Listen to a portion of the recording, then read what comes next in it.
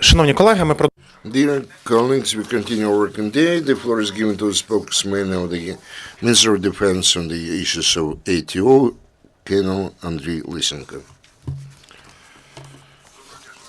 Good afternoon, esteemed colleagues. Today, about 9 a.m., the rebels who were situated in Gorlovka, they opened fire at the civilians who lined up near Mayorsk checkpoint.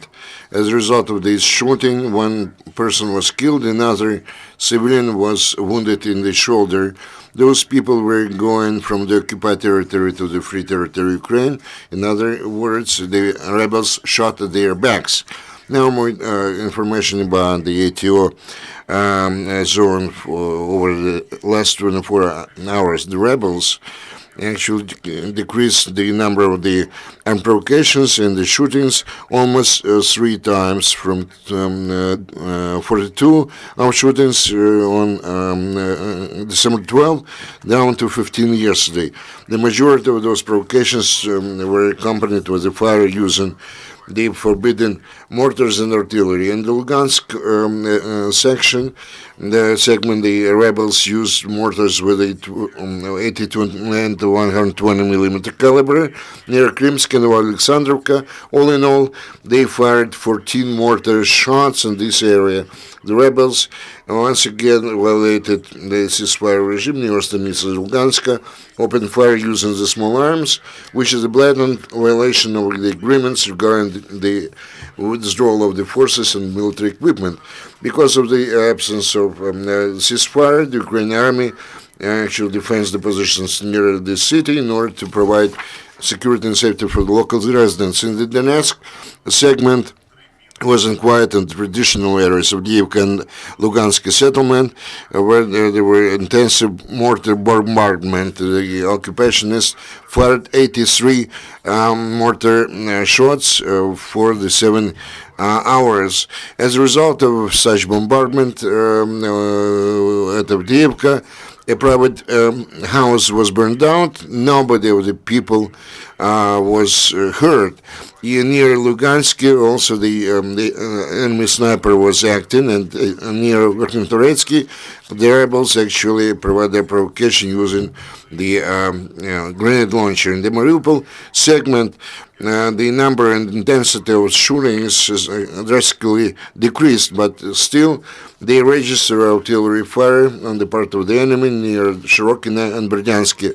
Also, the rebels used small arms near Ukrainian positions in Mariinka and Tolokivka. Near Novotroitsky, the occupationists fired 4 mortar shots during the dark hours of the day.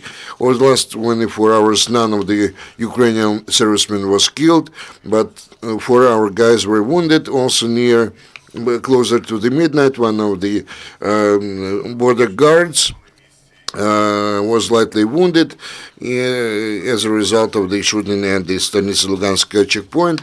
He was given necessary medical assistance and aid, and his life is not threatened by anything.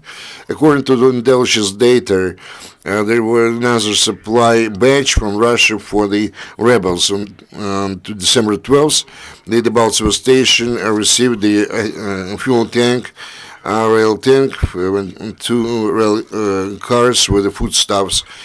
More, another 9 fuel tanks arrived at the Roman station. Taking into consideration the very bad situation in the rows of our enemy, in particular regular delays with the paying the salary, a considerable number of the rebels actually tried on their own to improve their very poor situation. They robbed, they represent the so-called 9th Regiment. Some of their soldiers threatened with the firearms, robbed one of the shops in Novozovsk. In the so-called 5th and 7th Brigades and the 11th Regiment, the Russian occupation's troops. There are some facts of the defection. Some of the soldiers defected. There were 4 such cases yesterday. They tried to leave Donbass and flee to Russia. SBU actually detained the enemy's informer in the Donetsk region. They actually confiscated some of the materials and documents which confirm his espionage activity in favor of the occupationists, and also the arms, weapons, and the munition. The national police detained one of the combatants near Novotroitsky. Resident of Donetsk actually joined the gang formation Kazachi, the Cossacks Union, and also he made his living by distributing the food products. Then they ceased to pay him, and in the winter of 2015 he actually refused to fulfill his functions. And also the checkpoint, he was caught by Ukrainian law enforcement servicemen. The same checkpoint on the 16 trucks from the International Committee of the Red Cross mission were going to the temporarily occupied territories, carrying the humanitarian assistance to the next region residents. Last week, SBU employees found several hideouts with the weapons near the ATO zone in Shrok and Starobilsk. They confiscated 7 grenades of different kinds, 2 lead mines, 6 grenades, sub-barrel grenade launcher, and other weapons. This, again, Ukrainian servicemen improved their combat training and readiness. Near the ATO zone, they had the special exercise for the firefighters and the rescue soldiers.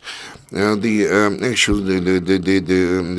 exercise was maximum approximating the real conditions of the operation, and under the conditions of severe frost. Those trainings will take place on a monthly basis. Also, in the military academy in the city of Odessa, they took care of the graduation ceremony. 76 would-be officers who graduated after 3 months courses of military training. This exhausts my information today. Thank you, Canon. Are there any questions? If there are none, we are going. This brings us to the end of your presentation. Thank you again. Dear colleagues, our next briefing will take place at 1300. Thank you.